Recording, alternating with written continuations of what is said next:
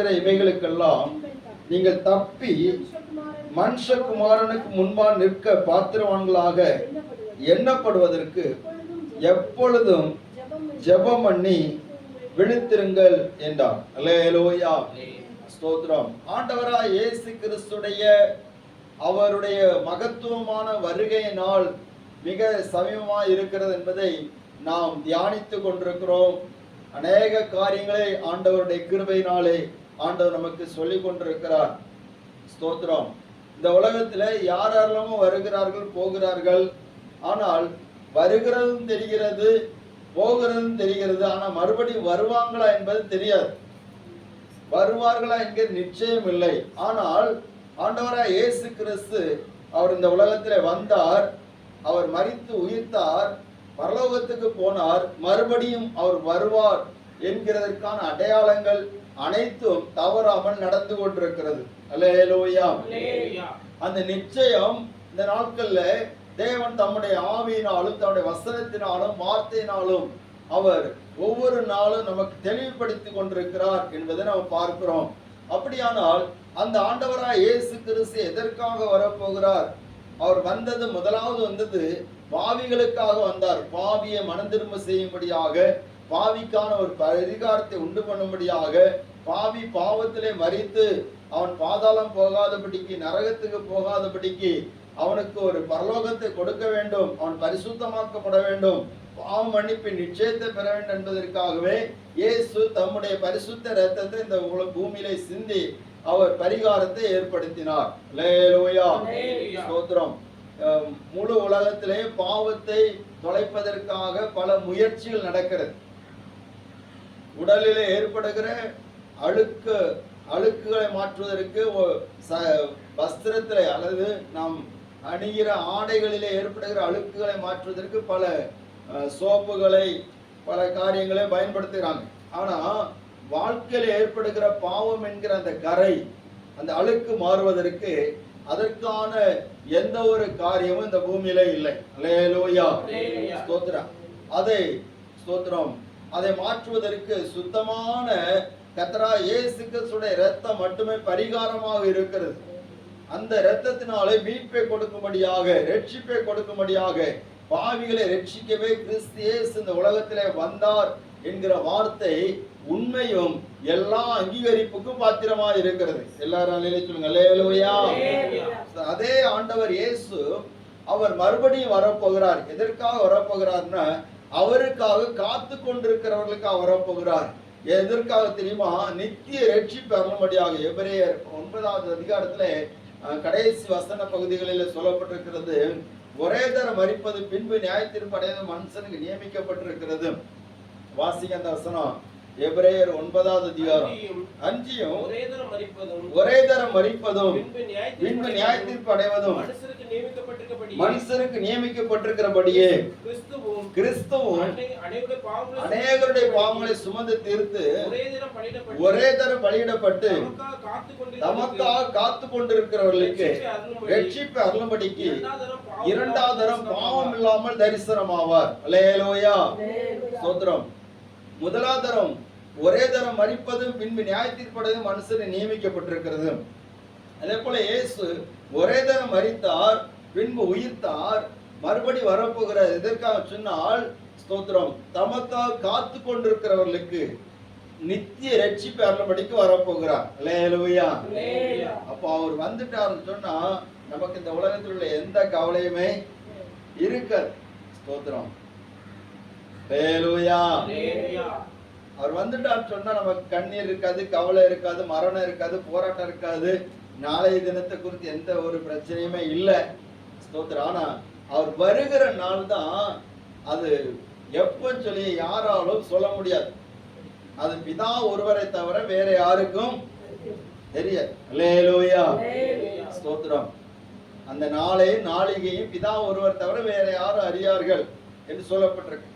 ஆனா அதற்கான அடையாளங்கள் எல்லாம் இயேசு சொன்ன அத்தனை அடையாளங்கள் நடந்து கொண்டிருக்கிறது. அது உண்மை.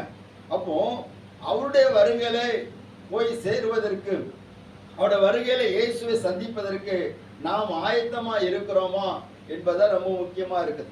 அப்போ ஆண்டோடைய வருகை குறித்து எல்லாரும் கேட்கிற போது இயேசு சொன்னார், நீங்கள் எச்சரிக்கையா இருங்கள் என்று சொன்னார். முதலாவது எச்சரிக்கையா இருங்கள் சொன்னால் எதற்கெல்லாம் எச்சரிக்கையா இருக்குன்னு சொல்லி நம்ம தியானித்தோம். அல்லேலூயா. வஞ்சிக்கப்படாதபடிக்கு எச்சரிக்கையா இருக்கணும் சொல்லி நம்ம பார்த்தோம். கலங்காதபடிக்கு எச்சரிக்கையா இருக்கணும்னு சொல்லி பார்த்தோம். ஸ்தோத்திரம். ஆயத்தமா இருப்பதற்காக நாம் எச்சரிக்கையா இருக்கணும்னு சொல்லி சில காரியங்களை நாம் தியானிக்க ஆண்டவர் கிருபை செய்தார். இரண்டாவது, நிலைத்து இருக்கணும்னு சொல்லி ஆண்டவர் சொன்னார். அல்லேலூயா. கிறிஸ்தவ வாழ்க்கை என்பது ஒரு நாளிலே நாம் வந்துவிட்டு போகிறதில்ல, நிலைச்சிருக்கணும். நிலைச்சிருக்கிறவங்க தான், உறுதியா இருக்கிறவங்க தான் இயேசுவின் வருகையிலே அவர் அருளுகிற இரண்டாவது ரட்சிப்பை, நித்திய ரட்சிப்பை பெற்றுக்கொள்ள முடியும். மூன்றாவது, ஸ்தோத்திரம், ஆத்துமாவை காத்துக்கொள்ளணும். அல்லேலூயா. இயேசு வருகையில நம்ம எதை காத்துக்கொள்ளணும்? ஆத்துமாவை, நம்ம ஆத்துமாக்களை காத்துக்கொள்ளணும். ஸ்தோத்திரம். நான்காவது, ஆண்டோட வருகையில ஸ்தோத்திரம் நாம் எதை என்ன செய்யணும்? அவருடைய வருகையை நம்ம அறிந்து கொள்ளணும். அத்திமர துளிர் விடுகிறதை பார்க்கும்போது அவர் வாசல் அருகே வந்திருக்கிறார் என்பதை அறிந்து கொள்ளுங்கன்னு சொல்லி நம்ம பார்க்கணும். அல்லேலூயா. அப்படின்னா அவருடைய வருகை ரொம்ப பக்கத்துல வந்துட்டுன்னு நீங்க அறிந்து கொள்ளணும். அத்திமரம் என்று சொல்லும்போது இஸ்ரவேல் ஜனங்களை குறிப்பிடும். அவர்களுக்கு தேசம் கொடுக்கப்பட்டது, அவர்கள் ராஜ்யமாக ஸ்தாபிக்கப்பட்டிருக்கிறார்கள். அவர்கள் பட்டுப்போன அவருடைய எல்லா தன்மைகளும் மாறி கர்த்தர் அதை துளிருட பண்ணியிருக்கிறார். அந்த அத்திமரம் இஸ்ரவேல் ஜனங்கள் எப்பொழுதெல்லாம் துளிர் விடுகிறார்களோ அப்பொழுதெல்லாம் உலகத்திலே, முழு உலகத்திலே மாற்றங்கள் உண்டாகிறது. அல்லேலூயா. இப்பொழுது இஸ்ரவேல் ஜனங்கள் துளிர் விட்டிருக்கிறாங்க. ஆண்டவருடைய வருகை நாள் ரொம்ப சமீபமா இருக்கிறது நாம் பார்க்க முடிகிறது. ஸ்தோத்திரம். அடுத்தால நம்ம போன வாரத்துல தியானித்தோம், லோத்தின் மனைவியை நினைத்துக் கொள்ளுங்கள். லோத்தின் மனைவியை நினைத்துக் கொள்ளுங்கள்னா என்ன அர்த்தம்? பின்மாற்றத்தை அடையாதபடிக்கு பார்த்துக் கொள்ளுங்கள் சொல்லி அர்த்தம். அல்லேலூயா. நம்முடைய வாழ்க்கையில என்ன வரக்கூடாது? பின்மாற்றம் வரக்கூடாது, திரும்பி பார்க்க வரக்கூடாது. முன்னோக்கி போறாங்க, பின்னாடி திரும்பி பார்க்க கூடாது. இந்த லோத்தின் மனைவி ஸ்தோத்திரம் பின்னோக்கி பார்த்து உப்பு தூண் ஆகிட்டாங்க. இன்னைக்கு அந்த உப்பு தூண் அந்த சவக்கடல் பக்கத்துல இருக்குது. அது நம்ம கடந்த வாரத்தில் தியானிக்க ஆண்டவர் கிருபை செய்தார். இந்த நாளில் கூட மனுஷகுமாரனா இயேசு கிறிஸ்து வரும்போது அவருக்கு முன்பா நிற்கக்கூடிய ஒரு தகுதி யாருக்கு இருக்கிறது என்பதை இந்த நாளில் நம்ம பார்க்கிறோம். அல்லேலூயா. இயேசு சொன்னார், ஸ்தோத்திரம், மனுஷகுமாரனுக்கு முன்பா நிற்க பாத்திரவான்களாக எண்ணப்படுவதற்கு எப்பொழுதும் ஜெபம் பண்ணி விழித்திருங்கள். ஜெபம் பண்ணி விழித்திருங்கள். இதுதான் இந்த நாளுடைய தலைப்பாக இருக்கிறது. ஜெபம் பண்ணி விழித்திருங்கள் என்று சொல்லி நம்ம பார்க்கிறோம். ஸ்தோத்திரம். ஆண்டவருடைய வருகையிலே இந்த உலகத்திலே வருகிற எல்லா ஆபத்துகளுக்கு தப்பி, ஸ்தோத்திரம், எல்லா உபத்திரவங்களுக்கு தப்பி, எல்லா போராட்டங்களுக்கு தப்பி நம்ம இதெல்லாம் கடந்துதான் மனுஷகுமாரனை இயேசுவுக்கு முன்னாடி நிக்க வேண்டி இருக்கிறது. அப்ப அதுக்கு ஒரு தகுதி என்னன்னு சொன்னா, நம்ம எப்பொழுதும் ஜெபம் பண்ணி விழித்திருக்கணும். அல்லேலூயா. சத்தம் அல்லேலூயா. ஸ்தோத்திரம். எப்பொழுதும் ஜெபம் பண்றோமா? ஆண்டவருடைய வசனத்தில் இடைவிடாமல் ஜெபம் பண்ணுங்கள் அப்படின்னு. இடைவிடாமல் ஜெபம் பண்ணுங்க. கொலோசியர் 4வது அதிகாரம் 2வது வசனம் வாசிங்க யாராவது.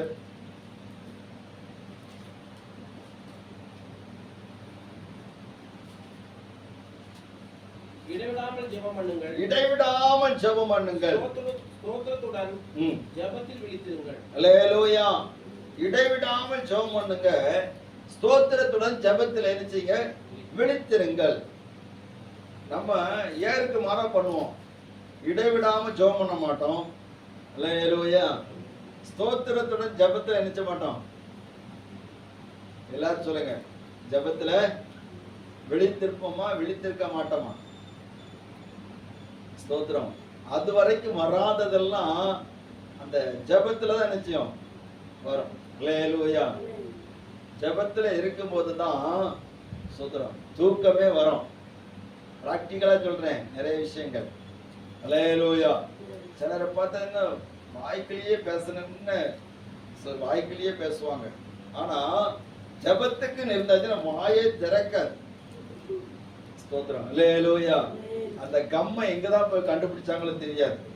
ஸ்தோத்திரம். ஃபெவிக்கல் கம்பெனிக்காரங்க கண்டுபிடிச்ச நம்மளை கண்டுட்டாங்கன்னு சொன்னா இந்த கம்மை எங்க போய் கண்டுபிடிச்சிங்கன்னு சொல்லி பேட்டி எடுக்க வந்துருவாங்க. பாருங்க, அந்த அளவுக்கு வாய்கள் பூட்டப்பட்டிருக்கும். இது எதுன்னு சொன்னா ஒரு பிசாசுடைய ஒரு தந்திரம். அல்லேலூயா. நம்முடைய ஆவிக்குரிய காரியங்களை மழுங்க வைப்பதற்காக, ஆவிக்குரிய நம்முடைய உள்ளான மனிதன் அவன் உயிர் அடையாமல் இருப்பதற்காக பிசாசு பண்ணுகிற ஒரு தந்திரம். ஆனபடினாலே ஸ்தோத்திரம், ஆண்டவர் நம்மை ஜெபிக்க சொல்லுகிறார். நீங்க ஜெபம் பண்ணி விழித்திருங்கள். அல்லேலூயா. ஸ்தோத்திரம். சில இடத்துல பார்த்தீங்கன்னா ஜெபம் பண்ணி தூங்குங்கள் அப்படின்ட்டு கொள்கையை மாத்திடுவாங்க. அப்படி மாற்றக்கூடாது. ஒரு அழைக்கும் அல்லேலூயா. ஜெபம் பண்ணி விழித்திருங்கள் அப்படின்னா ஜெபமும் பண்ணணும், விழித்து இருக்கணும். அது ரொம்ப முக்கியம். ஸ்தோத்திரம். ஜெபம் பண்ண உடனே எல்லாம் நடந்துடும் அப்படின்னு இல்லை. ஜெபம் பண்ணி விழித்திருக்கும், காத்திருக்கணும். விழித்திருந்தேன்னு என்ன அர்த்தம்? எதிர்பார்ப்போடு இருக்கணும். அல்லேலூயா. ஜெபம் பண்ணி எப்படி இருக்கணும்? எதிர்பார்ப்போடு இருக்கணும். அதான் ஆண்டவர் எதிர்பார்க்கிறார். ஸ்தோத்திரம். ஆண்டவராகிய ஆண்டவராக இயேசு கிறிஸ்து அவர் இந்த உலகத்துல வாழ்ந்த நாட்களிலே அவர் நமக்கு முழுமையா ஒரு காரியத்தை கற்றுக் கொடுத்திருக்காரு. தெரியுமா? ஜெபம். அல்லேலூயா. அவர் எப்ப வர ஜெபம் பண்ணார் சொல்லுங்க பாப்போம். எப்ப வர ஜெபம் பண்ணார்? தன்னுடைய ஆவியை பிதாவுடைய கையில ஒப்பு கொடுக்கிற வரைக்கும் ஜெபம் பண்ணார். கடைசியா ஜெபத்துலதான் அவருடைய ஆவியை ஒப்பு கொடுத்தார். பிதாவே உடைய கையில என் ஆவியை ஒப்பு வைக்கிறேன். அல்லேலூயா. அப்போ நம்ம வாழ்க்கை முழுது ஜெபத்தின் அடிப்படையில இருக்கணும் என்பதை நம்ம பார்க்க முடிகிறது. ஏன் ஜெபம் பண்ணணும்? சத்தமா அல்லேலூயா. எல்லாரும் கவனிக்கிறீங்களா? ஏன் ஜெபம் பண்ணணும்? ஸ்தோத்திரம். அல்லேலூயா. அவங்க நல்ல பாயிண்ட் சொல்லி இருக்கிறாங்க. அந்த பாயிண்ட்டுக்கு நம்ம வருவோம். பாருங்க, ஏன் ஜெபம் பண்ணணும்னா முதல் காரியத்தை சொல்லுகிறேன். ஸ்தோத்திரம். ஏன் ஜெபம் பண்ணணும்னு சொன்னா நமக்கும் தேவனுக்கும் ஒரு நல்ல ஐக்கியம், நல்ல உறவு உண்டாவதற்காக நம்ம ஜெபம் பண்ணணும். அல்லேலூயா. ஸ்தோத்திரம். எதிராளியை முறியடிக்கிறது ரெண்டாவது விஷயம். முதல்ல அவருக்கு எனக்கு ஒரு தொடர்பு உண்டாகணும். அல்லேலூயா. ஸ்தோத்திரம். அவருக்கு நமக்கு என்ன உண்டாகணும்? தொடர்பு உண்டாகணும். அவருக்கு நமக்கு எந்த தொடர்பு இல்லாமல் இருந்துன்னு சொன்னா நம்ம எப்படி அவருடைய வருகையில போக முடியும் என்பதை நம்ம யோசிக்கணும். ஸ்தோத்திரம். அப்போ ஜெபம் என்பது தேவனோடு நம்மை தொடர்பு படுத்துகிறது, அவரோடு ஒரு ஐக்கியத்தை உருவாக்குகிறது, ஒரு ரிலேஷன்ஷிப்பை உண்டாக்குறது. அல்லேலூயா. இப்போ தூர இடத்துல உங்க பிள்ளை இருக்கிறான்னு வச்சுடுங்களேன். ஸ்தோத்திரம். இருக்கிறான். அப்போ தினமும் அந்த தொடர்புகள் கிடைத்தாதான் நமக்கு ஒரு சந்தோஷமா இருக்கும். அல்லேலூயா. அந்த தொடர்பு ஒரு நாள் இல்லை அப்படின்னு ஸ்தோத்திரம் பதட்டமாயிரும். இதே போலத்தான் அந்த தொடர்பு நமக்கு ரொம்ப அவசியமா இருக்கிறது. வீட்டுல குடும்ப உறவுகளிலே அந்த ஒருத்தருக்கு ஒருத்தர் கூடுதல் குறைவுகள் சம்பாஷிக்கிறது, பேசுகிறது, அது ஒரு கம்யூனிகேஷனை உருவாக்குகிறது. இவைகளினாலே அந்த குடும்பத்தில் உள்ள ஐக்கியங்கள் அது ரொம்ப ஸ்ட்ராங்காக மாறுகிறது. அல்லேலூயா. இதே போலத்தான் நாம் தேவனோடு பேசுகிறது, தேவனோடு ஜெபிக்கிறது. ஸ்தோத்திரம். அது ரொம்ப அவசியமா இருக்கிறது. நாம் நம்முடைய தேவைகளை ஜெபத்தின் வாயிலாக அவரிடத்திலிருந்து பெற்றுக்கொள்ள வேண்டும். யோவான் 14:14 சொல்லப்பட்டிருக்கிறது, என் நாமத்தினாலே நீங்கள் எதை கேட்டாலும்.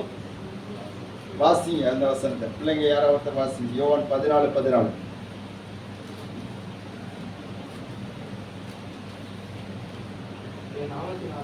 என் நாமத்தினாலே நீங்கள் எதை கேட்டாலும் அதை நான் செய்வேன். போதும். அல்லேலூயா. நீங்கள் என் நாமத்தினாலே எதை கேட்டாலும் அதை உங்களுக்கு செய்வேன்னு சொல்லுகிறார். நல்லா கவனிங்க. அப்போ நம்ம இயேசுவின் நாமத்தினால எதை கேட்டாலும் அதை செய்வேன்னு சொல்லி இருக்கிறார். அப்போ இயேசுவின் நாமத்தினால் கேட்டாதான் நமக்கு கிடைக்குமா? எல்லாரும் கவனிக்கிறீங்களா? அல்லேலூயா. இயேசுவின் நாமத்தினால் கேட்டாதான் கிடைக்குமா? அப்படி ஒரு கேள்வி நம்ம எடுத்தாச்சுன்னா நல்லா கவனிக்கணும். இயேசுவின் நாமத்தினால நாம் தேவனிடத்தில் எது கேட்டாலும் கிடைக்கும். அதே நேரத்தில் இயேசுவின் நாமத்தினால கேட்காம இருந்தாலும் நிறைய பேருக்கு கிடைக்குது. அல்லேலூயா. அப்படின்னா என்ன அர்த்தம்னா, ஜெபம் பண்ணாட்டாலும் நிறைய பேருக்கு கிடைக்குது. அப்போ நிறைய பேருக்கு உள்ள ஒரு கேள்வி, நான் ஜெபம் பண்ணி பார்க்கிறேன், ஏன் என் பிரச்சனை எல்லாம் மாறல, ஏன் எனக்கு கிடைக்கல என்று சொல்லி நம்ம கேட்கிறோம். கவனிங்க, நாம் ஜெபித்து கிடைக்கிற ஆசீர்வாதம் மிகவும் நேர்த்தியான. அல்லேலூயா. சத்தம் அல்லேலூயா. ஜெபித்து தேவ சமூகத்தில் நாம் ஜெபித்து அவரோடு ஐக்கியத்தில் நமக்கு கிடைக்கிற எந்த ஆசீர்வாதமானாலும் சரி, அது நமக்கு மேன்மையானதாக இருக்கும். ஜெபிக்காமல் அவரோடு ஐக்கியம் இல்லாமல் நமக்கு கிடைக்கிற எதுவுமே அது பிரச்சனைக்குரியதாக இருக்கும். அல்லேலூயா. ஸ்தோத்திரம். இயேசுவோடு 12 பேர் இருந்தாங்க. அதுல 12 பேர்ல ஒருத்தன் என்ன பண்ணானா, ஒருத்தனுக்கு கிடைச்சது என்னது, 30 வெள்ளிக்காசு கிடைச்சது. என்ன காசு கிடைச்சது? 30 வெள்ளிக்காசு கிடைச்சது. பிரதான ஆசிரியர் மத்தியில் அவனுக்கு ஒரு நல்ல மதிப்பு கிடைத்தது. ஆனா அது சாபத்துக்கு எதுவானதாக இருந்தது. அப்ப தேவனிடத்திலிருந்து வராத எதுவுமே நமக்கு ஆசீர்வாதமா இருக்காது. அல்லேலூயா. சத்தம் அல்லேலூயா. அப்ப அவரோடு நமக்கு ஒரு ஐக்கியத்தை உருவாக்குறது எதுன்னு சொன்னா, ஜெபந்தான் அந்த ஐக்கியத்தை உருவாக்குறது என்பதை நம்ம அறிந்து கொள்ள வேண்டியது அவசியமாக இருக்கிறது. அவரோடு நம்ம ஐக்கியம் இல்லாமல் நாம் எதையும் நம்ம பெற்றுக்கொள்ள முடியாது. அவரோடு நமக்கு ஒரு தொடர்பு, நம்ம ஜெபிக்க அவரோடு பேச அவர் நம்மகளை நெருங்கி வருகிறார். தாவீது அவன் அதிகமாக அவனை குறித்து சொல்லப்பட்டிருக்கிற ஒரு காரியம் சொன்னா, அவன் ஜெபிக்கிற மனுஷன். அல்லேலூயா. அல்லேலூயா. இயேசு தம்மை குறித்து சொல்லும்போது, நானும் பிதாவும் ஒன்றாய் இருக்கிறோம். அல்லேலூயா. எங்க பாஸ்டர் அவர் ஊழியர் கூட்டத்தில் ஒரு காரியம் சொன்னாரு. என்னென்ன, 1996 இருந்து 2002 வரைக்கும் எனக்கு ஒரு பொற்காலமா இருந்து அப்படின்னு. என்ன பொற்காலம்னா வேற ஒண்ணும் கிடையாது, ஜெபம். அன்னைக்கு ஜெபம் பண்ண மாதிரி ஜெபம் இப்ப பண்ண முடியல அப்படின்னு ரொம்ப ஃபீல் பண்ணேன். அல்லேலூயா. ஸ்தோத்திரம். அல்லேலூயா. ஒரு காலத்து நம்ம நல்லா ஜெபம் பண்ணோம், ஆனா அதுக்கு ஒரு பாடு வரவும் அந்த ஜெபம் இல்லை. சில சொல்வது என்னன்னா, நான் என்னைக்கு கல்யாணம் ஆனனோ அன்னைக்கே ஜெபம் போயிட்டு. அல்லேலூயா. ஆமா, என்னைக்கு குழந்தை பிறந்துச்சோ அன்னையோட முடிஞ்சு. ஸ்தோத்திரம். அப்படி சொல்லக்கூடாது. எல்லாவற்றையும் தருகிறவர் தேவன். அப்ப நம்ம ஜெப வாழ்க்கை எந்த அளவுக்கு அதிகமாக இருக்கிறதோ அந்த அளவுக்கு நாம் ஆண்டவரோடு நல்ல ஐக்கியம் வைத்துக் கொள்கிறோம். ஸ்தோத்திரம். அந்த ஜெபத்துக்கு விரோதமானது போராட்டம். பாருங்க, வேற எதுக்கும் போராட்டம் கிடையாது. ஸ்தோத்திரம். கவனிங்க, நமக்கு இதெல்லாம் நிறைய சொல்றோம், ஆனா நம்ம கடமைகளை செய்யாம இல்லை, சாப்பிடாம இல்லை, தூங்காம இல்லை, கல்யாண வீட்டுக்கு போகாம இல்லை, அல்லேலூயா, வேலை செய்யாம இல்லை, இப்படி நிறைய விஷயங்களை சொல்றோம். ஞாயிற்றுக்கிழமை ஆராதனைக்கு நம்ம அநேக நேரத்துல ஸ்தோத்திரம் நல்ல காரியங்கள்லாம் நடக்குது. அல்லேலூயா. சத்தம் அல்லேலூயா. அதுக்கெல்லாம் நம்ம போகாம இல்லை, எல்லாம் நடக்குது. ஆனா ஜெபமனுக்கு மட்டும் நிறைய பிரச்சனை, நிறைய தடைகள். தேவ பிள்ளைகளே, நம்ம முன்ன மாதிரி ஜெபம் பண்ண முடியல, அந்த ஃபீலிங் எத்தனை பேருக்கு இருக்குது? ஸ்தோத்திரம். அல்லேலூயா. அந்த முன்ன மாதிரி நம்ம ஜெபம் பண்ண அவரிடத்திலிருந்து ஒரு பலன் நமக்கு கிடைச்சிட்டே இருக்கும். அவரிடத்திலிருந்து ஒரு ஸ்தோத்திர, அவருக்கு நமக்கும் அவரோடு நம்ம எப்பொழுது இருக்கிற அந்த ஐக்கியம் நமக்குள்ள உருவாகி கொண்டே இருக்கும். அல்லேலூயா. ஸ்தோத்திரம். பாருங்க, பிலிப்பியர்கள் நிருபம் 4வது அதிகாரம் 6வது வசனம்.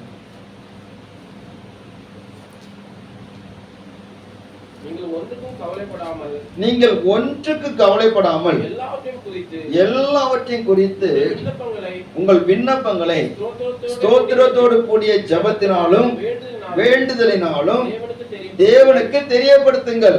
அப்பொழுது எல்லா புத்திக்கு மேலான தேவ சமாதானம் உங்கள் இருதயங்களையும் உங்கள் சிந்தைகளையும் கிறிஸ்து இயேசுவுக்குள்ளாக காத்துக்கொள்ளும். அல்லேலூயா. பாருங்க, ஏன் ஜோமனன் அப்படின்னா இங்க சொல்லப்பட்டிருக்கிறது, நீங்கள் ஒன்றுக்கு கவலைப்படாமல் எல்லாவற்றை குறித்து உங்கள் விண்ணப்பங்களை ஸ்தோத்திரத்தோடு கூடிய ஜெபத்தினாலும் வேண்டுதலினாலும் தேவனுக்கு தெரியப்படுத்துங்க. அப்ப நீங்க ஒண்ணுக்கும் கவலைப்படக்கூடாது. எந்த காரியமா இருந்தாலும் சரி, பெரிய காரியமா இருந்தாலும் சரி, சின்ன காரியமா இருந்தாலும் சரி, உங்க இருதயம் நினைச்சு கூட கவலைப்படக்கூடாது. அல்லேலூயா, அல்லேலூயா. சத்தமா அல்லேலூயா, ஸ்தோத்திரம். ஏன் கவலைப்படக்கூடாதுன்னு சொன்னா, நீங்க தேவனுக்கு அதை தெரியப்படுத்திருக்க, அவர்களுடைய சமத்தை நீங்க வச்சிருங்க. அப்பொழுது எல்லா புத்திக்கு மேலான தேவ சமாதானம் உங்கள் இருதயங்களையும் உங்கள் சிந்தைகளையும் கிறிஸ்து இயேசுவுக்குள்ளாக நிச்சயம் காத்துக்கொள்ளும். அல்லேலூயா. அந்த தேவ சமாதானம் நம்ம ஆண்டவருடைய சமூகத்திலே நம்முடைய கவலைகளை, பாரங்களை, பிரச்சனைகளை வைக்கிற போது தேவ சமாதானம் நம்முடைய இருதயத்தை நிச்சயமா கிறிஸ்து இயேசுவுக்குள்ளாக காத்துக்கொள்ளுமா. அந்த தேவ சமாதானம் இருக்குதா? ஒரு அழிவுங்க வைப்போம். இந்த காரியங்களுக்காக நம்ம ஜெபம் பண்ணாலும் தேவ சமாதானம் வந்துட்டு வச்சிருங்களேன், அது குறித்து கவலை இருக்கவே கூடாது. நம்ம நிறைய நேரத்துல என்ன பண்றோம்னா, அவருடைய சமத்துல ஜெபிக்க வேண்டிய பிரகாரமா நம்ம ஜெபம் பண்ண மாட்டேங்கிறோம். நம்ம செய்யற பெரிய தவறு என்னன்னா, ஜெபம் பண்ணுகிற நேரத்துல தான் ஊர் பழக்கம்லாம் அப்பதான் வரும். அல்லேலூயா, ஸ்தோத்திரம். ஜெபம் பண்ண இருப்பாங்க அந்த நேரத்துல, ஸ்தோத்திரம். இப்ப பாருங்க, இந்த வீட்டுல குடும்ப ஜெபம் பண்ணுவாங்க, அப்பதான் நிறைய பிரச்சனைகள் அப்பதான் நடக்கும். குடும்ப ஜெபத்துக்கு உட்காரும் போது தான் அப்பதான் அம்மா மெதுவா வாயை திறப்பாங்க. அல்லேலூயா, ஸ்தோத்திரம். கேட்டீங்களா இந்த பிரச்சனை எப்படி இருக்கு, இது என்ன பண்ணலாம் அப்படின்னு? அப்படி எல்லாம் பண்ணக்கூடாது. ஜெபத்துக்கு இருக்கிறோன்னா நம்முடைய சிந்தனைகள் சிதறடிக்க பிசாசு பல முயற்சிகளை பண்ணுவான். பிள்ளைகளால் பல சூழ்நிலைகளால் வருவாங்க. சில நேரத்தில் ஜெபம்னு நீங்க இருக்கும் போதுதான் என்னைக்கு வராத ஆளெல்லாம் அன்னைக்கு வந்து நிற்பாங்க. ஒரு ஆள் சொல்லுங்க வைப்போம். அல்லேலூயா, ஸ்தோத்திரம். ஜெபம்னு இருக்கும்போது கூட நம்ம கூடவே இப்போ ஒண்ணு கூட இருக்கு, அது கூட ஒரு பெரிய தொந்தரவு தான். ஸ்தோத்திரம். கவனிங்க. அல்லேலூயா. கொஞ்ச நாள் நான் அதை ஒதுக்கி வச்சுட்டு ஜெபம்னு இருந்து பார்த்தேன். அந்த ஜெபம் சொர்க்கத்துல இருந்த மாதிரி இருந்துச்சு. கவனிக்கிறீங்களா? உங்களுக்கெல்லாம் இது பிடிக்காதுன்னு நினைக்கிறேன். அல்லேலூயா. ஆமா, கையில ஒண்ணு இருக்குமே, அது கொஞ்சம் ஒதுக்கி வச்சுட்டு ஜெபம்னு இருந்தேன் பாருங்க. கொஞ்ச நாள் இருந்து பார்த்தேன், அது வந்து ரொம்ப ஆசீர்வாதமா இருந்துச்சு. அது இன்னும் ஜெபிக்கணும்னு ஒரு தூண்டுதலை தந்துட்டு ஆண்டவருடைய அந்த பிரசன்னத்தை அதிகமா உணர முடிந்தது. அவரோடு நெருங்கி போகிறதை உணர முடிந்தது.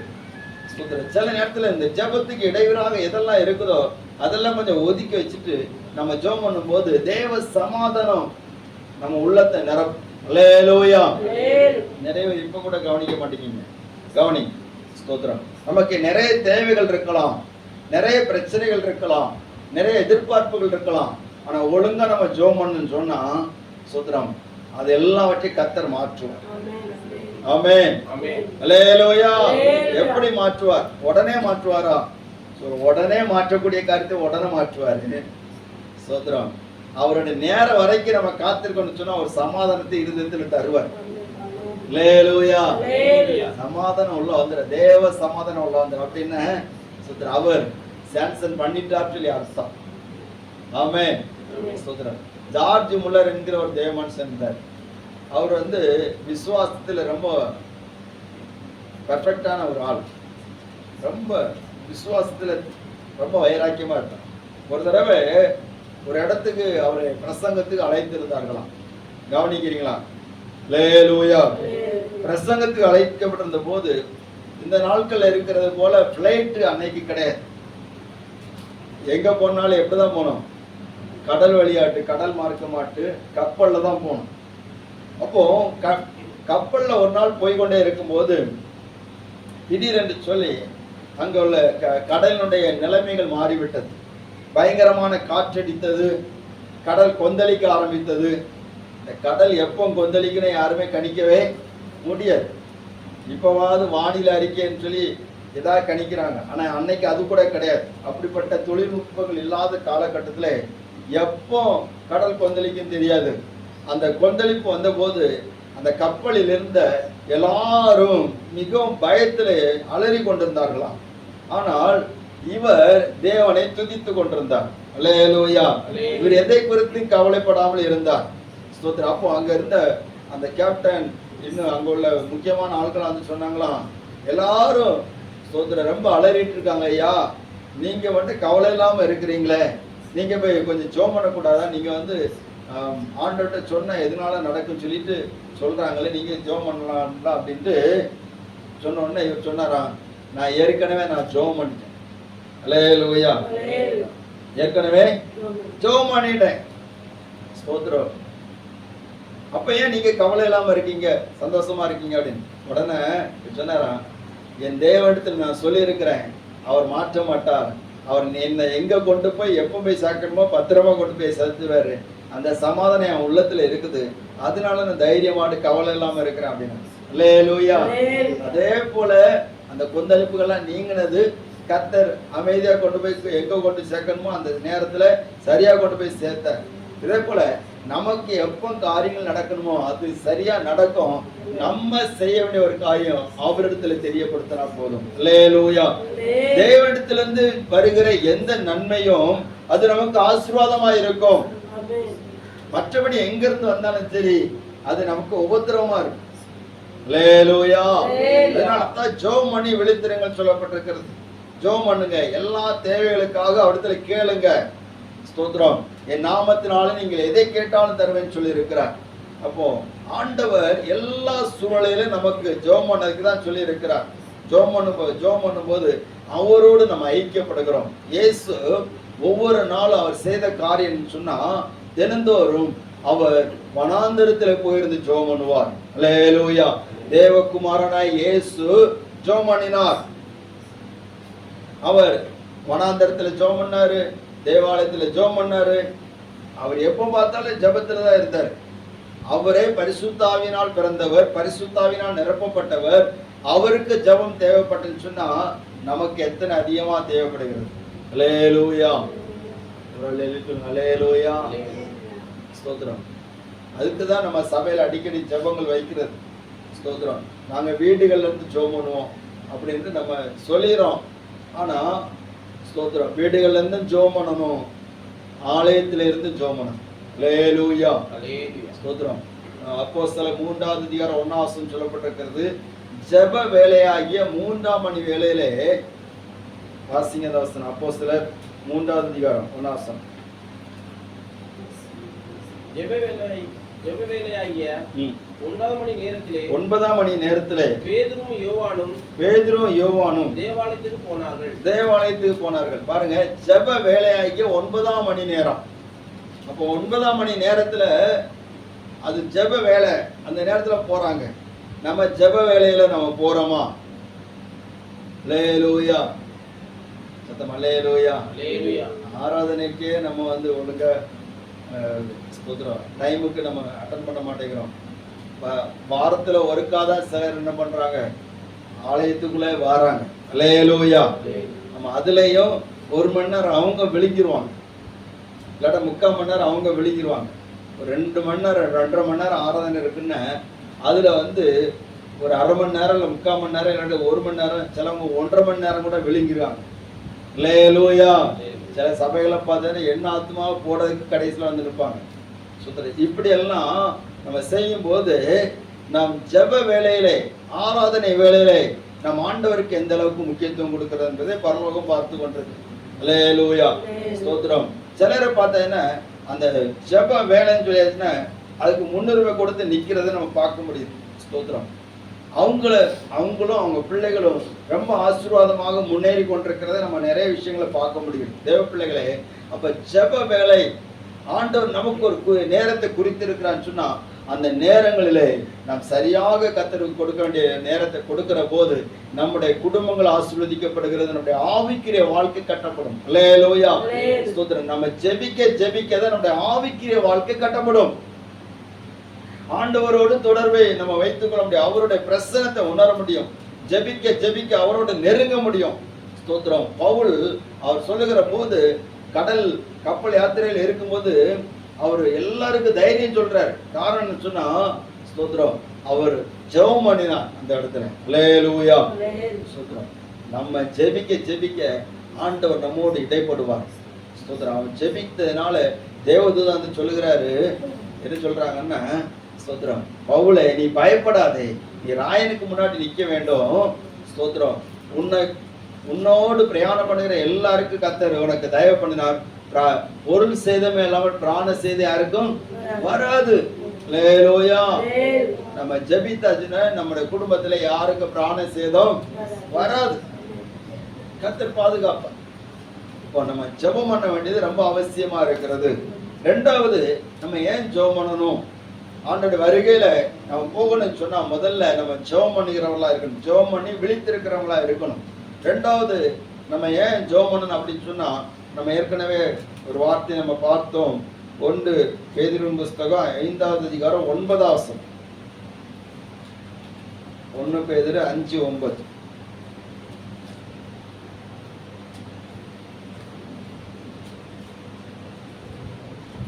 விசுவாசத்தில் உறுதியாய் இருந்து 8 தெளிந்த புத்தி உள்ளவர்களாய் இருங்கள், விழித்திருங்கள். ஏனெனில் உங்கள் எதிராளியை பிசாசானவன் கெர்ச்சிக்கிற சிங்கம் போல எவனை விழுங்கலாமோ வென்று வகை தேடி சுற்றித் திரிகிறான். அல்லேலூயா. யாருக்காவது தெரியுதா? தெரியுது. காற்றில் அசைகிற மரம் தெரிகிறது. அல்லேலூயா. ஆனா இங்க சொல்லப்பட்டிருக்கிறது, தெளிந்த புத்தி உள்ளவர்களா இருங்கள், விழித்திருங்கள்.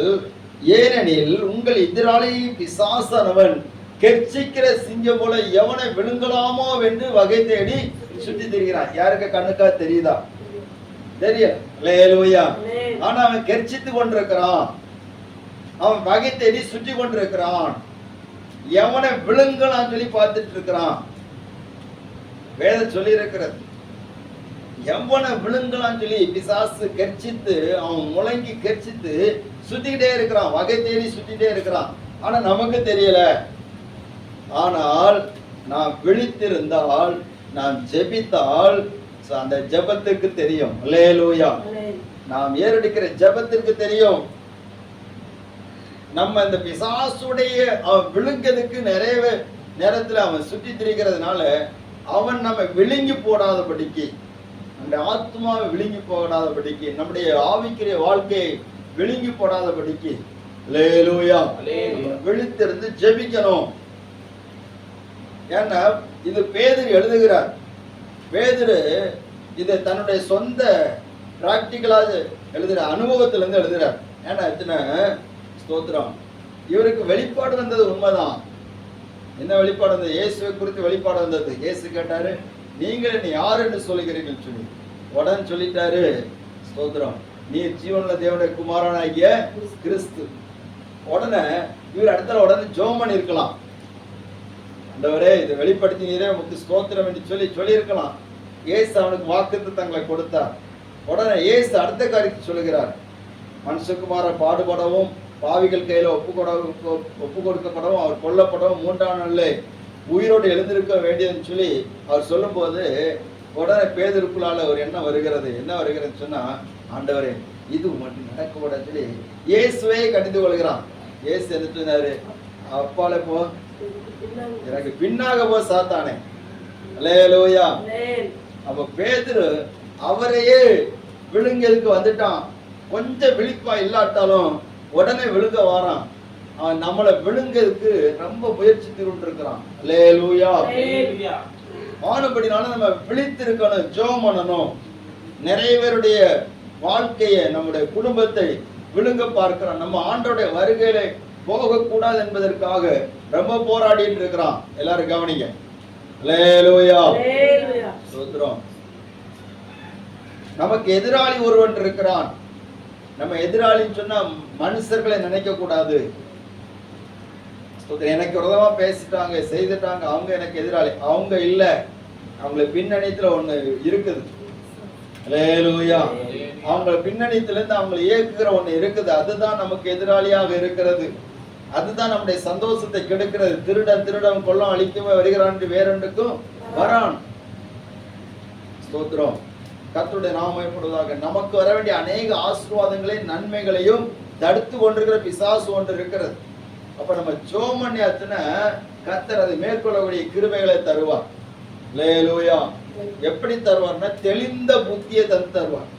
நிறைய இடத்துல தெளிந்த புத்தி கிடையாது. அவசரப்பட்டு நம்ம செயல்படுவோம். கர்த்தருடைய நாமம் மகிமைப்படட்டும். இன்னொரு வசனத்தோட வாசிக்கலாம். எபேசியர் 6வது அதிகாரம் 11ஆம் வசனம்.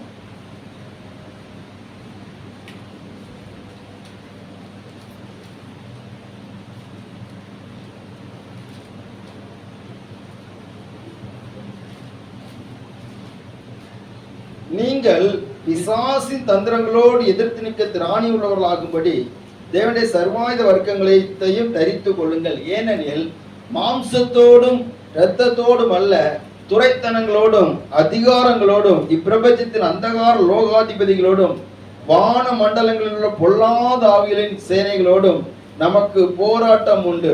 அல்லேலூயா, ஸ்தோத்திரம். அடுத்த 18ஆம் வசனம் சொல்லப்படுது, எந்த சமயத்திலும் சகலவிதமான வேண்டுதலோடும் விண்ணப்பத்தோடு ஆவியினாலே ஜெபம் பண்ணி அதன் பொருட்டு மிகுந்த மன உறுதியோடு சகல பரிசுத்தவான்களுக்காக பண்ண வேண்டுதலோடு விழித்து கொண்டிருங்கள் என்று சொல்லப்பட்டிருக்கிறது. அப்போ பொல்லாத ஆவிகளுடைய சேனைகள் நமக்கு எதிராக வருகிற போது நம்ம சர்வாயுத வர்க்கங்களை தரித்து கொண்டு எப்படி எதுல போராடணும்னு சொன்னா ஜெபத்துல போராடணும். அல்லேலூயா, அல்லேலூயா.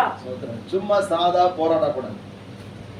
கவனிங்க, பிசாசுக்கு எதிராக போராடும் போது நமக்குடைய போர் கவசங்கள் சரியா இருக்கும். போர் கவசங்கள் இல்லாமல் போராடினால் காயங்கள் அதிகம் வரும். அல்லேலூயா. நிறைய பேர் போராடுவோம். வியாய விரட்ட போக முன்னாடி நீ கரெக்டா இருக்கேன்னு பார்த்துக்க. சோதரம், நீ சரியா இல்லாம நீ பேய விரட்ட போன்னு சொன்னா அது என்ன பண்ண ஒன்ன விரட்டிடும். அல்லேலூயா, சோதரம். இயேசுவின் நாமத்துல போன்னு சொல்லிட்டு அவருடைய நாமத்துக்கு பயந்து போகும் சில பிசாசுகள். சில பிசாசுகள் இயேசுவின் நாமத்துக்கு பயந்து போகும். ஆனா கவசம் இல்லாத ஒன்ன காலி பண்ணி. அதனால சில மந்திரங்களுக்காக சில பொல்லாதவர்களுடைய போராட்டங்களை ஜெயிப்பதற்காக நம்ம ஜெபிக்கிற போது நம்முடைய கவசம் சர்வாயுத வர்க்கம் சரியாக இருக்கணும். இங்க ஒரு பையன் 15 நாள் அவனுக்காண்டி உபவாசம் பண்ணி ஜெபம் பண்ணணும். ஸ்தோத்திரம். பயங்கர பிசாசுக போராட்டம். அப்ப ஜெபம் பண்ணும் போது அதிகமான ஜெபித்த காரியம் சொன்னா, ஆண்டவரே எங்களை பரிசுத்தப்படும். அல்லேலூயா. ஏன்னா நம்ம சரியில்லாட்டா, நமக்கு பாதுகாப்பு இல்லாட்டா அது என்ன போராட ஆரம்பிச்சிடும். அல்லேலூயா. கவனிங்க, என்னென்ன கவசம் சொன்னா எல்லாரும் கவனிக்கணும். இந்த வசனங்களை நீங்க கவனிச்சாதான் உங்களுக்கு புரியும். இல்லாட்டா ஏதோ ஒரு சனங்காச்சாரம் போல இருக்கும். அல்லேலூயா. ஏன் ஜெபம் முதல்ல அவரோட ஐக்கியப்படுறதுக்காக நம்ம ஜெபம் பண்ணணும். ரெண்டாவது பொல்லாத ஆவிகளை ஜெயிப்பதற்காக நம்ம ஸ்தோத்திரம். பொல்லாத ஆவிகள் அவைகளை நம்ம மேற்கொள்ளணும். ஏன்னா அவன் எப்போ விழுங்கலான்னு சொல்லி பார்த்துட்டு இருக்கான். அப்போ அவனை எதிர்த்து நிற்கணும். ஸ்தோத்திரம். கர்த்தருடைய நாமம் மகிமைப்படுவதாக. பாருங்க, என்னென்ன சர்வாயுத வர்க்கம் சொன்னா, சத்தியம் என்கிற கச்சை உங்க அறையில கட்டப்பட்டதா இருக்கணும். வசனத்தினால் நம்முடைய மனதின் அறை கட்டப்படணும். அல்லேலூயா. வசனத்தினால் சத்தியத்தினால் மனதின் அறை கட்டப்பட வேண்டும். மனசு விரும்பினதெல்லாம் செய்யலாம் சொல்லி நினைக்க கூடாது. கவனிக்கிறீங்களா? அல்லேலூயா. மனதின் அறை கட்டப்பட வேண்டும். கட்டுப்பாடுள்ள வாழ்க்கை. இரண்டாவது நீதி என்ன மார்க்கவசம். நம்முடைய வாழ்க்கை நீதியானதா இருக்கணும். நெஞ்ச நிமித்து நிற்கக்கூடிய அளவுக்கு நீதி இருக்கணும். அல்லேலூயா.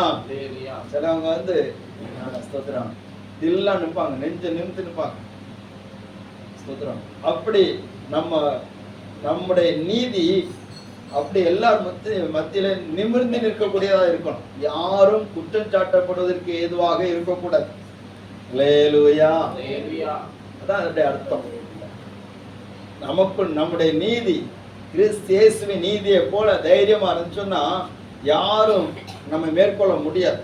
இயேசு அவர் பிலாத்துக்கு முன்னாடி நிற்கும் போதும் அவருடைய நீதியை யாரும் குறை சொல்ல முடியல. ஸ்தோத்திரம்.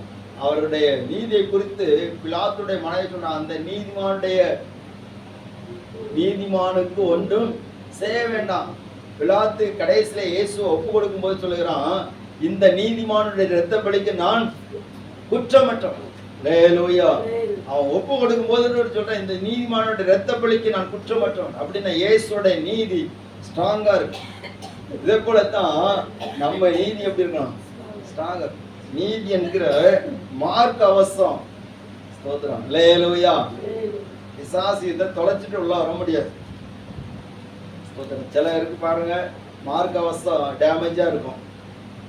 ஒரு சின்ன பொய் சொல்லலாமே, அல்லேலூயா, யாருக்கு தெரிய போகுது?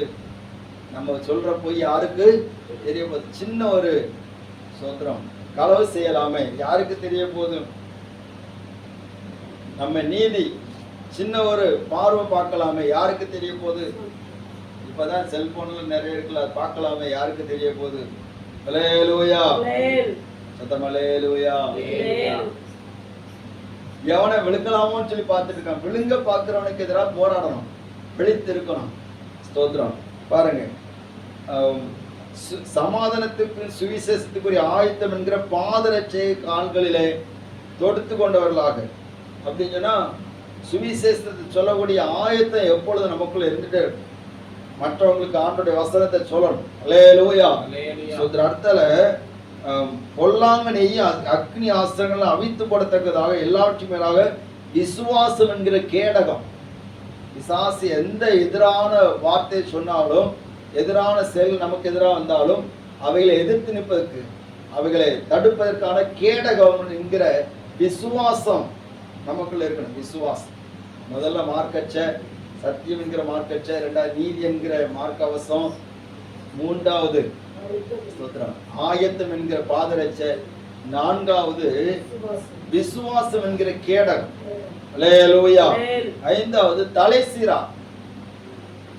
ரட்சணியம் என்கிற தலை சீரா. கவனிக்கிறீங்களா? அல்லேலூயா. நீங்க ரட்சிக்கப்பட்டிருக்கீங்களா? ரட்சிக்கப்பட்டவங்கள ஒரு அழிவு சொல்லுங்க வைப்போம். அல்லேலூயா.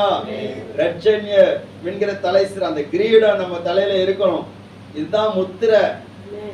ஸ்தோத்திரம். உலகத்தில் உள்ள போர் சேவர்களுக்கு தலையில ஒரு கிரீடம் கொடுத்திருப்பாங்க. ஸ்தோத்திரம். இங்க உள்ள போலீஸ்காரங்களுக்கு தலையை தொப்பி தான் கொடுத்துருக்குறாங்க. அல்லேலூயா. ஆனா முந்தின நாட்கள்ல அவங்க போர் சேவர்கள் சொல்லி தலையில கிரீடம் தனியா உண்டு. அந்த கிரீடம் கொடுத்துருப்பாங்க. ஸ்தோத்திரம். அதுதான் அவங்க தலையை பாதுகாக்கும். ஸ்தோத்திரம். இப்போ உள்ள தொப்பியில பாதுகாப்பு கிடையாது. அல்லேலூயா. ஆனா அன்னைக்கு உள்ள தலையில உள்ள தலைக்கவசம் தலையில எதுவும் தாக்காதபடி பாதுகாக்கும். அப்போ ரட்சணியம் என்கிற அந்த தலை சீரா, தலை கவசம் ரொம்ப முக்கியம். ஸ்தோத்திரம். அடுத்தல தேவ வசனமாகிய ஆவியின் பட்டயம். வசனம் இல்லாம ஜெபம் பண்ணக்கூடாது. அல்லேலூயா. வசனம் தான் பிசாசை வெட்டுகிற ஆயுதம். கவனிக்கிறீங்களா? வசனம் இல்லாம ஜெபம் பண்ணி பாருங்க, வேலையே இருக்க. எந்த ஜெபத்தை எடுத்தாலும் ஆண்டவரே உடைய வார்த்தையை முன்னிட்டு ஜெபம் பண்றேன். அல்லேலூயா. எந்த பரிசுத்தவான்கள் ஜெபம் பண்ணாலும் அவங்க வசனத்தை வச்சுதான் ஜெபம் பண்ணியிருக்காங்க. தானியேல் ஜெபம் பண்ணும்போது எதை வச்சு ஜெபம் பண்றாரு? வசனத்தை வச்சு. நெகேமியா ஜெபம் பண்ணும்போது எப்படி ஜெபம் பண்றாரு? வசனத்தை வச்சு தான் ஜெபம் பண்றாரு. தாவீது ஜெபம் பண்ணும்போது வசனத்தை வச்சு தான் ஜெபம் பண்றாரு. அல்லேலூயா. அவர் என்ன சொல்லி இருக்கிறாரோ அந்த வார்த்தையை வச்சுதான் ஜெபம் பண்றாரு. ஸ்தோத்திரம். நம்ம சுயமா ஜெபிக்கிறது இல்ல. எல்லாமே எது கேட்டாலும் வேத வசனத்தின் அடிப்படையில கேட்கணும். அவருடைய வார்த்தையின் அடிப்படையில கேட்காம ஒரு கூட்டம் கேட்டுச்சு. என்ன கேட்டுச்சு? அல்லேலூயா. அதாவது கேளுங்க, சொல்றேன். இஸ்ரவேல் ஜனங்களுக்கு ஆண்டவர் வாக்குத்தத்தம் பண்ணினது என்னது? கானான் தேசம். ஆண்டவரே கானான் தேசத்தை எப்ப தருவீர் அப்படி கேட்டிருக்கலாம். கானானில் உள்ள ஆசீர்வாதத்தை எப்ப பெற்றுக்கொள்ளன்னு சொல்லி கேட்டிருக்கலாம். ஆனா இவங்க என்ன கேட்டாங்கன்னா, ஆண்டவரே எகிப்துல. அல்லேலூயா. கவனிக்கிறீங்களா? அவங்க கானானுடைய ஆசீர்வாதத்தை கேட்டிருக்கலாம். ஆண்டவர் அதை கூட காட்டி கொடுத்தார். ஒரு 12 பேரை அனுப்பி கானான்ல இந்த ஆசீர்வாதம் இருக்குது சொல்லி காட்டி கொடுத்தார். அதுல 2 பேரு ஒரு பெரிய ஒரு திராட்சைகளை கெட்டி கொண்டு வராங்க. பார்த்தோன்னு பிரமிச்சுட்டாங்க. நீ கானானுக்கு தான் அவன் அனுப்பின அழைத்திருக்கிறேன் தவிர எகிப்துக்கு இல்ல.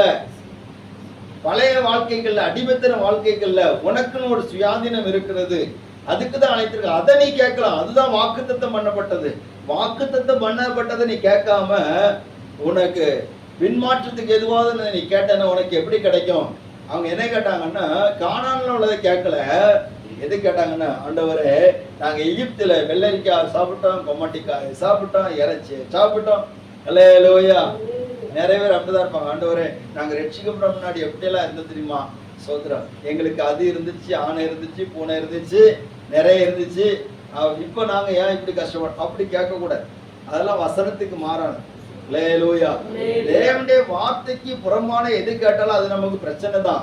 ஆண்டவர் இவங்க எகிப்துல வந்த சமயத்துல இறைச்சியெல்லாம் எங்களுக்கு கிடைச்சி, ஆண்டவரை கடை அதெல்லாம் வேணும்னு சொல்லி கேட்டாங்க. ரொம்ப மனசு வந்து கேட்டாங்க, முறையிட்டு கேட்டாங்க, முறுமுறுத்து கேட்டாங்க. ஆண்டவர் கொடுத்தாரா கொடுக்கலையா? கொடுத்தாரு. கூட வாதையும் சேர்த்து கொடுத்தார். அல்லேலூயா. நோயும் சேர்த்து கொடுக்கிறார். சில தேவையில்லாததெல்லாம் கேட்டு வாங்கி சிலவங்க ஆண்டோட பிடிவாதமா கேட்பாங்க. அவருக்கு வச்சிருந்த ஆசீர்வாதம் சிறப்பா இருக்கும். சிலர் பிடிவாதமா கேட்பாங்க. பிடிவாதமா கேட்டு சோத்திரம் பிசாசு பிடிச்சு அலைஞ்சு திருவாங்க. அல்லேலூயா. ஆமா, பிடிவாதமா கேட்கும்போது பின்னாடி வாதம் வந்துடும். பொல்லாதாவி யாரை விழுங்கலாம்னு சொல்லி காத்துட்டு இருக்கிறான். அதனால நம்ம பிசாசினால் விழுங்கப்படாம இருக்கன்னு சொன்னா நம்ம ஒழுங்கா ஜோமணும். அல்லேலூயா. அல்லேலூயா. வகை தேடி சுத்திட்டே இருக்கிறான். அவனோட நமக்கு ஒரு போராட்டம் இருக்குது. அதை மேற்கொள்ளணும். நம்முடைய ஆவிக்குரிய அனுபவம் ரொம்ப முக்கியம். நல்ல கவனிங்க.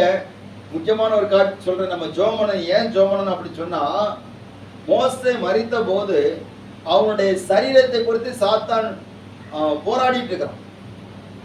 அல்லேலூயா. நம்ம ஜோமனணும். என்ன, நம்ம இந்த உலகத்துல மரிக்கும் போது ஒருத்தன் நம்முடைய சரீரத்தை குறித்து போராடுவான். யாரு? யூதாவின் புத்தகத்தை பாருங்க.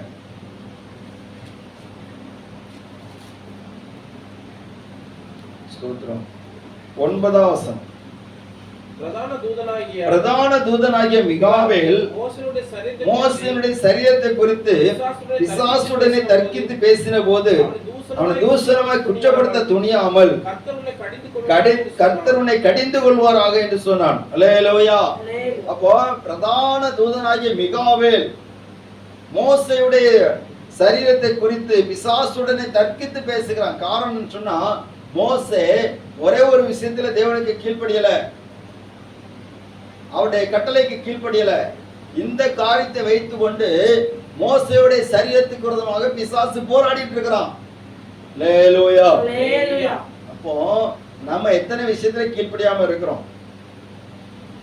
மோசே எப்பொழுது தேவனுக்கு முன்பா நிற்கிறவன். கர்த்தர் அவனோடு முகமுகமா பேசுகிறார். மோசே மூலமாகத்தான் நியாயப்பிரமாணம் கொடுக்கப்பட்டது. மோசே மூலமாகத்தான் இஸ்ரவேல் ஜனங்களுக்கு பிரமாணங்கள் மட்டுமல்ல, கட்டளைகள், எல்லா ஆசீர்வாதங்களும் மோசே மூலமாக கொடுக்கப்பட்டது. அப்படிப்பட்ட அந்த தெய்வீக அனுபவம் நிறைந்த அந்த மோசேயுடைய சரீரம் மரித்த போது அந்த சரீரத்தை குறித்து பிசாசு ரொம்ப போராடணும்னு சொன்னா, நம்மளை குறித்து எவ்வளவு போராடுவோம் பார்த்துருங்க. அல்லேலூயா. நம்ம சரீரத்தை குறித்து, நம்முடைய ஆத்துமாவை குறித்து ரொம்ப போராடுவோம். அதனால தான் ஜோமனன். அல்லேலூயா. ஸ்தோத்திரம். மோசேயுடைய சரீரத்தை குறித்து பிசாசு போராடும் போது அவன் தேவ சமூகத்தில் எப்பொழுது நிற்கிற தேவ மனுஷனா இருந்ததுனால, ஆண்டவருடைய சமூகத்துல எப்பொழுது நிற்கிறவனா இருந்ததுனால கர்த்தர் பிசாசுக்கு இடம் கொடுக்கவில்லை. அல்லேலூயா. ஸ்தோத்திரம். மோசே ஒருவேளை கானானுக்குள்ள போயிருந்தாச்சுன்னா பிசாசு பேசிக்கிற இடமா இருக்கும். அந்த இடத்துல ஆண்டவர் நீதியை வெளிப்படுத்தும்படியாக மோசேயை கானானுக்குள்ள அனுமதிக்கவில்லை. பாருங்க, நம்மளை பிசாசு எவ்வளவு விழுங்க பார்க்கறான் பாத்தீங்களா? நம்ம உலகத்துல வாழும்போது நம்முடைய சந்தோஷம், நம்முடைய சமாதானம், நம்முடைய விடுதலை, நம்முடைய ரட்சிப்பு எல்லாவற்றையும் விழுங்க பார்க்கறான். அதே நேரத்துல நாம் இந்த உலகத்துல ஒரு நாள் நம்முடைய ஓட்டம் முடிகிற போது நம்முடைய ஆத்மாவை விழுங்க பார்க்கிறான். அதுக்கு தப்புன்னு சொன்னா ஒழுங்கா ஜோமன். அல்லேலூயா. அல்லேலூயா. மூணாவது ஒரு காரியம், லூக்கா எழுதின சுவிசேஷம் 22வது அதிகாரம் 40வது வசனத்திலிருந்து 42வது வசனம் வரை. அவ்விடத்தில் சேர்ந்த பொழுது ம். அவர் அவர்களை நோக்கி ம். நீங்க சோதனைக்குட்படாதபடிக்கு ஜெபம் பண்ணுங்கள் நீங்கள் என்று சொல்லி சோதனைக்குட்படாதபடிக்கு ஜெபம் பண்ணுங்கள் என்று சொல்லி அவர்களை விட்டு அவர்களை விட்டு கல்லறை தூரம் அப்புறம் போய் கல்லறி தூரம் அப்புறம் போய் முழங்கால் படியிட்டு பிதாவே பிதாவே உமக்கு சித்தமானால் உமக்கு சித்தமானால் இந்த பாத்திரம் இந்த பாத்திரம் என்னை விட்டு என்னை விட்டு நீங்கும்படி செய்யும். ஆயும் என்னுடைய சித்தத்தின்படி அல்ல ஆ, உம்முடைய சித்தத்தின்படி ஆக்கணும் என்று ஜெபம் பண்ணினார். ம். அடுத்த வசனம். அப்பொழுது வானத்திலிருந்து ஒரு தூதன் தோன்றி ம். அவரை பலப்படுத்தினான். அல்லேலூயா. சுத்திரம் சொல்லப்பட்டிருக்கிறது. இயேசு அவர் பாடுபட போகிறார், வேதனைப்பட போகிறார். அப்ப அதுக்கு முன்னாடி அவர் கெத்செமனே தோட்டத்துக்கு போகிறார். எதற்கு போகிறாரு?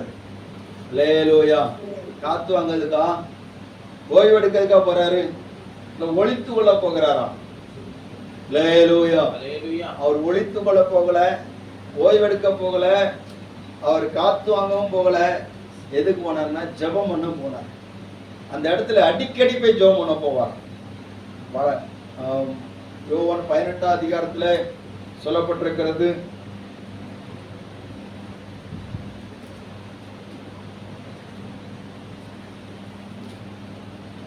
யோவான் 18 அதிகாரத்துல 1 வசனம். இயேசுவிலே சொன்ன பின்பு ம். தம்முடைய சீஷர் கூட ம். கெதரோன் என்ன ஆற்றுக்கு அப்புறம் போனார். அங்கே ஒரு தோட்டம் இருந்தது. அதில் அவரும் அவருடைய சீஷரும் பிரவேசித்தார்கள். இயேசு தம்முடைய சீஷர் கூட ஆ. அடிக்கடி அங்கே அடிக்கடி அந்த இடத்துக்கு போயிருந்தபடியினால் அவரை காட்டி கொடுக்கிற யூதாசும் அந்த இடத்தை அறிந்திருந்தான். அல்லேலூயா. இயேசு அடிக்கடி அந்த இடத்துக்கு போகிறார். அப்ப அடிக்கடி ஏன் அந்த கெத்செமனே தோட்டத்துக்கு போகணும்? அந்த கெதரோன் ஆற்றை கடந்து எதுக்கு அந்த தோட்டத்துக்கு போகணும் அப்படின்னு சொன்னா, அங்கதான் அவர் பிழியப்படுகிறார்.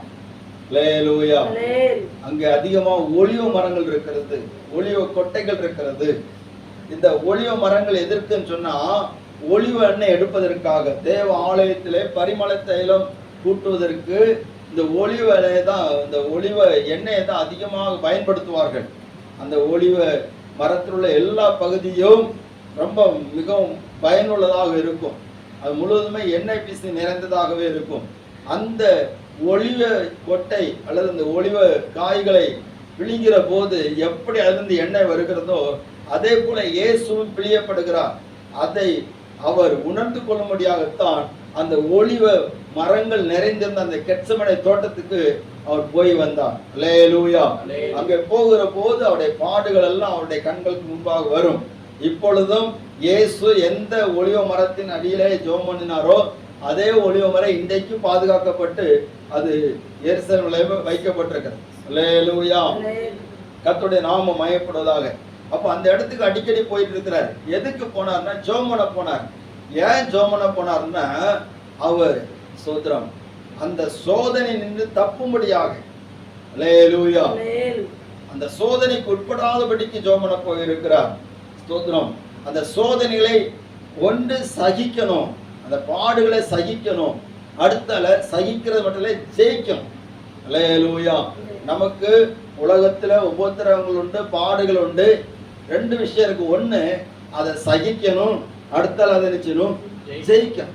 அல்லேலூயா. இயேசு பாடுகளை சகித்தார், அடுத்தால ஜெயித்தார். பாடுகளை பயந்து ஓடவில்லை. ஸ்தோத்திரம். அப்ப அந்த பலன் எப்படி கிடைத்ததுன்னு சொன்னால், அவர் கர்த்தருடைய சமத்துல அந்த கெத்செமனே தோட்டத்துல ஜெபித்த போது கிடைத்தது. எப்படி ஜெபம்னா தெரியுமா? ஸ்தோத்திரம். எபிரேயருக்கு நிருபம் 5ஆம் அதிகாரத்துல எப்படி ஜெபம் பண்ணார் சொன்னா, ஸ்தோத்திரம் 7ஆம் வசனம். அவர் மாம்சத்தில் இருந்த நாட்களில் தம்மை மரணத்தின்று ரட்சிக்க வல்லமையுள்ளவரை நோக்கி பலத்த சத்தத்தோடும் கண்ணீரோடும் விண்ணப்பம் பண்ணி வேண்டுதல் செய்து தமக்கு உண்டான பயபக்தி நிமித்தம் கேட்கப்பட்டு அவர் குமாரனாய் இருந்தும் பட்ட பாடுகளினாலே கீழ்ப்படுதலை கற்றுக்கொண்டு தாம் பூரணரான பின்பு தமக்கு கீழ்ப்படுகிற யாவருக்கும் நித்திய ரட்சிப்பை அடைவதற்கு காரணராகி மெல்கிசேதேக்கின் முறைமைப்படியான பிரதான ஆசாரியர் என்று தேவனாலே நாமும் தெரிவிக்கப்பட்டார். அல்லேலூயா. அவர் மாம்சத்தில் இருந்த நாட்களில் மரணத்திலிருந்து ரட்சிக்க வல்லமையுள்ளவரை நோக்கி எப்படி சொன்னார்? பலத்த சத்தத்தோடும் கண்ணீரோடும் விண்ணப்பம் பண்ணி வேண்டுதல் செய்தார். அல்லேலூயா. பலத்த சத்தம், கண்ணீர் அந்த ஜெபத்தை குறித்து சொல்லப்பட்டது. அவ்வளவு ஜெபம் பண்ணார். அப்ப நமக்கு பாடுகள் வரும்போது நம்ம பரிகாரிகளை தேடி ஓடக்கூடாது. அவருடைய சமூகத்துல போய் நிற்கும் போது அதை தாங்குவதற்கும் ஜெயிப்பதற்கும் தாண்டி செல்வதற்கான பலன் பரலோகத்திலிருந்து உண்டாகும். அல்லேலூயா. இயேசுவை ஒரு தூதன் பலப்படுத்தினான் சொல்லப்பட்டது. எனக்கு ஆச்சரியமா இருக்கு. ஸ்தோத்திரம். அவர் பரிசுத்தாவின் பலத்தினால் நிறைந்தவர். அவருக்கு ஒரு தூதன் வந்து பலப்படுத்தணுமா? ஆனா அந்த சூழ்நிலையிலே அவர் நீதியின்படி எல்லாவற்றையும் செய்கிறார். அல்லேலூயா. ஸ்தோத்திரம். தூதன் வந்து பலப்படுத்துகிறான். அந்த பாடுகளை தாங்குவது. அவரு ரொம்ப தளர்ந்து போய் விழுந்து கிடக்கும்போது தூதன் பலப்படுத்தி தூக்கி விடுறான். எலியாவை தூதன் தூக்கி விடுகிறான். அல்லேலூயா. இதே போல இயேசுவை தூதன் தூக்கி விடுகிறான், பலப்படுத்துகிறான், தைரியப்படுத்துகிறான். ஸ்தோத்திரம். அந்த பாடுகளை தாங்குவதற்கு பாருங்க. அப்படியானால் நம்முடைய வாழ்க்கையிலையும் நம்முடைய பாடுகள், போராட்டங்கள், நம்முடைய உபத்திரவங்கள் இது எல்லாவற்றையும் சகித்து நாம் ஜெயிக்க வேண்டுமானால் நம்ம ஜெபம் பண்ணாதான் அது நடக்கும். அல்லேலூயா. கடைசியா ஒரு காரியத்தை மட்டும் சொல்ல போகிறேன். லூக்கா சுவிசேஷம் 21:36 நான் வாசித்த அந்த வசனத்தை மறுபடியும் ஒருத்தோட வாசிக்க பார்ப்போம். ஆகையால் இனி சம்பவிக்க போகிற, நல்லா கவனிங்க இந்த வார்த்தை சொல்ல, இனி சம்பவிக்க போகிற இவைகளுக்கெல்லாம். அப்ப இனி என்ன சம்பவிக்கும் நமக்கு தெரியாது. அல்லேலூயா. நம்ம பிராக்டிகலா பார்த்தானே தெரியாது. ஆனா வசனத்தின்படி நம்ம கேட்கிறோம் இனி சம்பவிக்க போகிறது. நம்ம ஸ்தோத்திரம். இன்னைக்கு நம்ம இதுல உட்கார்ந்துருக்கு, நாளைக்கு என்ன சம்பவிக்கும் தெரியாது. நாளைக்கு என்ன சம்பவிக்கும் தெரியாது. அல்லேலூயா. ஸ்தோத்திரம். நாளைக்கு என்ன சம்பவிக்கும், நாளைக்கு நம்ம போனாலும் தெரியும். இதே போலத்தான் இனி சம்பவிக்க போகிறவர்களுக்கெல்லாம் நீங்கள் தப்பி மனுஷகுமாரனுக்கு முன்பாக நிற்க பாத்திரவான்களாக எண்ணப்படுவதற்கு நீங்க எப்பொழுது ஜெபம் பண்ணி அல்லேலூயா. அவருக்கு முன்னாடி நிக்கணும்னு சொன்னாலும், அவருடைய வருகையில போன்னு சொன்னாலும், அந்த அந்த வருகையில போவதற்கான தகுதி ஒழுங்கா ஜெபிக்கிறவங்களுக்கு தான் உண்டாகும். ஜெபிக்காதவங்களுக்கு இருக்காது. அதனால தான் ஆண்டவரோடு ஜெபம் பண்ணுங்க, அவரோடு பேசுங்கன்னு சொல்றேன், அவரோடு தொடர்பு வைங்கன்னு சொல்றேன். முதல்ல ஜெபம் பண்ண எதுக்குன்னு சொன்னா தேவனோட ஐக்கியம் கொள்வதற்கு நம்ம ஜெபிக்கணும். இரண்டாவது, பிசாசின் தந்திரங்களை நாம் முறியடிப்பதற்கு ஜெபம் பண்ணணும். மூணாவது, பாடுகளை இயேசுவுக்காக பாடுபடுவதற்கும் அதை ஜெயிப்பதற்கும் நம்ம ஜெபம் ரொம்ப அவசியப்படுகிறது. நம்ம எல்லாரும் ஆண்டவருடைய சமூகத்துல முழங்கால் போட்டு ஜெபம் பண்ணுவோம். முடிந்தவங்க முழங்கால் போடுங்க. ஆண்டவரே ஸ்தோத்திரம். ஆண்டவர் வருகை நாளிலே அவரை சந்திப்பதற்கு நான் ஜெபம் பண்ணணும். ஸ்தோத்திரம். ஆமென். நாம் தேவனோடு ஐக்கியப்படுகிற போது, நாம் ஜெபத்துல தேவனோடு ஐக்கியப்படுகிற போது நம்முடைய தேவைகள், நம்முடைய எதிர்பார்ப்புகள் எல்லாவற்றையும் கர்த்தர் நமக்கு அற்புதம் செய்கிறார். அவரோட நாம் ஐக்கியமா ஜெபிக்கும் போது நாம் மற்றவர்களுக்காகவும் ஜெபிக்க முடியும், தேசத்துக்காக ஜெபிக்க முடியும், அவர் பாரப்படுத்துகிற காரியத்துக்காக ஜெபிக்க முடியும், அவருடைய இருதயத்தின் அவருடைய மனதை நாம் புரிந்து கொள்ள முடியும். ஸ்தோத்திரம். இயேசு அதை காட்டி கொடுத்தார், இயேசு அதை காண்பித்தார். கெத்செமனே தோட்டத்தில் அவர் ஜெபிக்கும் போது, இதாவே இந்த பாத்திரம் என்னட்டு நீங்க கூடுமானால் நீங்கபடி செய்யும்படி சொன்னார். ஆகிய என்னுடைய சித்தத்தின்படி அல்ல உம்முடைய சித்தத்தின்படி ஆக கடவுள் சொன்னாரே.